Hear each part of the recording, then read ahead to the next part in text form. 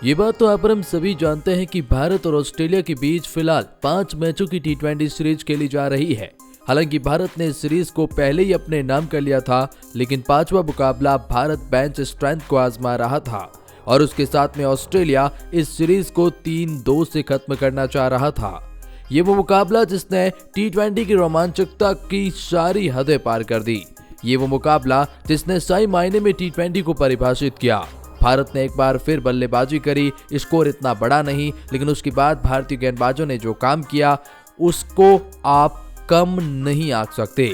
और कैसे इस मुकाबले को जो ऑस्ट्रेलिया एक तरफा ले जा रहा था, उस मुकाबले में रोमांचकता ला दी। भारतीय गेंदबाजों की तारीफ करनी होगी और फिर नतीजा तो जो भी रहा। खैर, ये मुकाबला कैसे अंतिम ओवरों तक रोमांचकता की सारी हदें पार करता है, उसका हम आपको पूरा हाईलाइट बताने वाले हैं। ये बताने वाले हैं कि कैसे इस मुकाबले में काफी हद तक गेम को चेंज किया गया। वीडियो में आगे बढ़ेंगे और आपको बताएंगे सब कुछ, लेकिन आगे बढ़ने से पहले अगर आप भी है टीम इंडिया के फैन तो वीडियो को कर दीजिए दिल से लाइक और चैनल को कर दीजिए सब्सक्राइब। बेल आइकॉन को दबाइए ताकि क्रिकेट अपडेट आपको मिलती रहे। तो जी हाँ, भारत और ऑस्ट्रेलिया के बीच 5 मैचों की टी20 सीरीज खेली जा रही है और जिसका 5वां मुकाबला, अंतिम और निर्णायक मुकाबला बेंगलुरु स्टेडियम में खेला गया। इस मुकाबले में कहीं न कहीं अगर आप बात करेंगे हाईलाइट की तो नजर डालते हैं। सबसे पहले बता दें कि कप्तान सूर्य कुमार यादव भारतीय क्रिकेट टीम को टॉस के बाद पहले बल्लेबाजी करने का मौका मिलता है। एक बार फिर भारतीय ओपनिंग जोड़ी यशस्वी जायसवाल और ऋतुराज गायकवाड़ के रूप में दिखाई थी। यशस्वी जायसवाल ने शुरुआती कुछ ओवरों में विस्फोटकता को दिखाया जरूर था। 15 बॉल पर 21 रन बनाए, 2 छक्के लगाए, 1 चौका लगाया और भारत को पहला विकेट 31 रन पर जी हां यशस्वी जायसवाल के रूप में लगता है, जिन्होंने 21 रन बनाए थे। उसके बाद लगा कि ऋतुराज गायकवाड़ पारी को संभालेंगे, लेकिन ऋतुराज गायकवाड़ भी यशस्वी के तुरंत बाद में आउट हो गए और भारत को 33 रन पर ही दूसरा झटका ऋतुराज के रूप में लगा, जिन्होंने 12 बॉल पर 10 रन बनाए। और ऐसे में भारत का पहली बार पावर प्ले में इतने बड़े जो मंच पर भारत खराब प्रदर्शन कर रही थी। उसके बाद श्रेयस अय्यर और सूर्य कुमार यादव ने पारी को संभालने की कोशिश करी। भारतीय कप्तान सूर्य कुमार यादव आज भी कुछ खास नहीं कर पाए। 7 बॉल पर 5 रन बनाए और वापस चल दिए और भारत को 46 रन पर तीसरा विकेट लगता है। उसके बाद आए रिंकू सिंह, जिन्होंने इस पूरे टूर्नामेंट में अच्छा प्रदर्शन किया है, इस पूरी सीरीज में अच्छा प्रदर्शन किया, लेकिन आज का वो दिन नहीं था कि रिंकू का बल्ला चले। रिंकू सिंह भी भारत के 55 रन पर चौथा विकेट, जहां रिंकू ने बनाए 8 बॉल पर केवल 6 रन और 1 चौका लगाया। आज रिंकू का भी दिन नहीं था। ऐसे में भारत 55 रन पर 4 विकेट गंवा देता है। 10 ओवर के अंदर भारत बैकफुट पर था।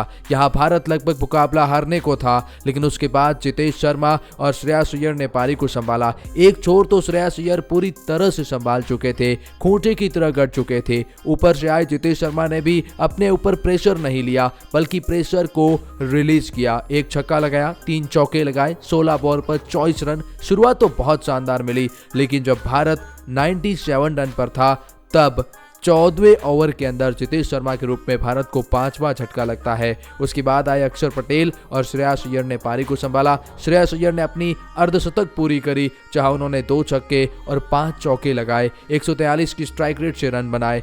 लेकिन वहीं अक्षर पटेल भी बखूबी साथ दे रहे थे। 21 बॉल पर 31 रन की पारी के लिए 1 छक्के, 2 चौके लगाए, 147 की स्ट्राइक रेट से अक्षर पटेल ने भी बल्लेबाजी करी। आज अक्षर बल्ले से कमाल देख रहे थे, लेकिन भारत 143 पे था तो 6वां विकेट अक्षर पटेल के रूप में लगा और उसके 10 रन तुरंत बाद, यानी कि 20वें ओवर की चौथी गेंद पर श्रेयस अय्यर आउट हो गए। 53 रन बनाकर 156 रन पर भारत को 7वां विकेट और उसके बाद 4 रन और जोड़ पाए और भारत ने बनाए 160 रन 8 विकेट के नुकसान पर 20 ओवर के अंदर। ऐसे में भारतीय बल्लेबाजी तो ठीक ठाक रही। ऐसा नहीं है कि पिच ऐसा जरूर थोड़ा 10-20 रन यहाँ पर शॉर्ट दिखाई दे रहे थे, लेकिन उसके बाद ऑस्ट्रेलियन क्रिकेट टीम लक्ष्य का पीछा करने के लिए जानी जाती है। जब ट्रेविस हेड का बल्ला चले तो मुकाबला एक तरफा कर देते हैं और ऐसा ही कुछ देखने को मिला। शुरुआती ओवर में ट्रेविस हेड ने 14 रन पहले ही ओवर से बटोर लिए थे।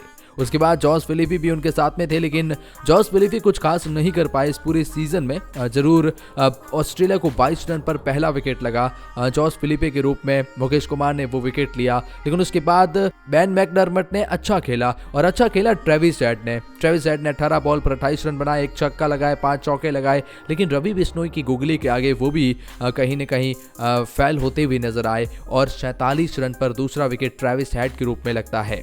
उसके बाद ट्रेविस हेड का विकेट जाने के बाद एरॉन हेडिडी, जी हाँ, वो जो 10 बॉल पर 6 रन बनाते हैं वो भी आउट हो जाते हैं और 55 रन पर 3 विकेट चले जाते हैं। ऑस्ट्रेलियन क्रिकेट टीम जो पहले ओवर में 14 रन बनाती है वो कहीं ना कहीं अब बैकफुट पर जा रही थी, लेकिन एक बार फिर पारी को संभाला बेन मैकडरमट ने और उनके साथ में टिम डेविड ने। इन दोनों ने पार्टनरशिप करी और कहीं न कहीं ऑस्ट्रेलिया को जो बहुत पीछे था उसे एक ऐसे मामले पर लाया जहां ऑस्ट्रेलिया मुकाबला जीतने को था। इन दोनों की अच्छी पार्टनरशिप की वजह से यहाँ पर ऑस्ट्रेलिया काफी ज्यादा मजबूत पकड़ बना रहा था, क्योंकि ऑस्ट्रेलिया को जो रन चाहिए थे वो ज्यादा स्ट्राइक रेट के साथ में नहीं थे और ऑस्ट्रेलिया ड्राइविंग शीट पर बैठ गया। लेकिन उसके बाद इसको आउट करने का काम मुकेश कुमार ने किया। अंतिम के ओवरों में जब ऑस्ट्रेलिया हावी था तो मुकेश कुमार ने लगातार 2 विकेट लेकर ऑस्ट्रेलिया को बैकफुट पर धकेलने का काम किया था। बहुत ही कमाल की गेंदबाजी मुकेश कुमार की तरफ से की गई, लेकिन ये मुकाबला रोमांचकता की सारी हदें तब पार करता है जब अंतिम के ओवरों में भारतीय गेंदबाजों के द्वारा कमाल का प्रदर्शन किया गया। अगर आप बात करते हैं तो ऑस्ट्रेलिया के दिग्गज खिलाड़ी जैसे कि आउट हो जाते हैं तो फिर यहाँ पर मैथ्यू वेड आते हैं।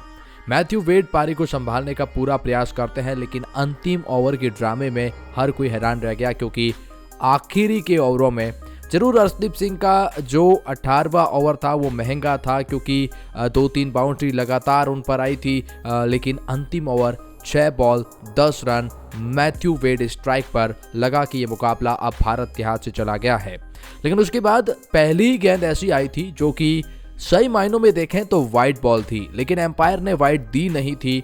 रियल टाइम में उन्हें लगा नहीं कि वो वाइड थी। मैथ्यू वेड काफी नाराज थे, एम्पायर के पास गए, अपना गुस्सा जाहिर किया और जिसकी वजह से मैथ्यू वेड काफी नाराज भी दिखाई दिए।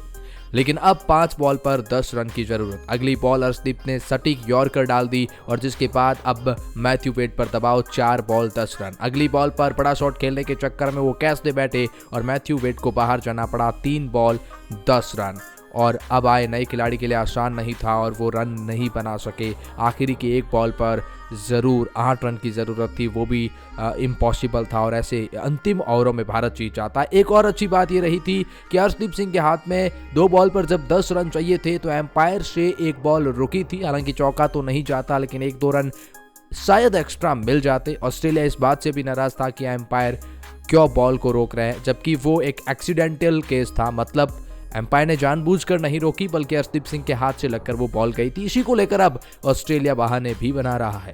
कुल मिलाकर ये ऐसा मुकाबला था जिसने T20 की रोमांचकता की सारी हदें पार कर दी। एक ऐसा मुकाबला जो आपको भी काफी एंटरटेन करेगा।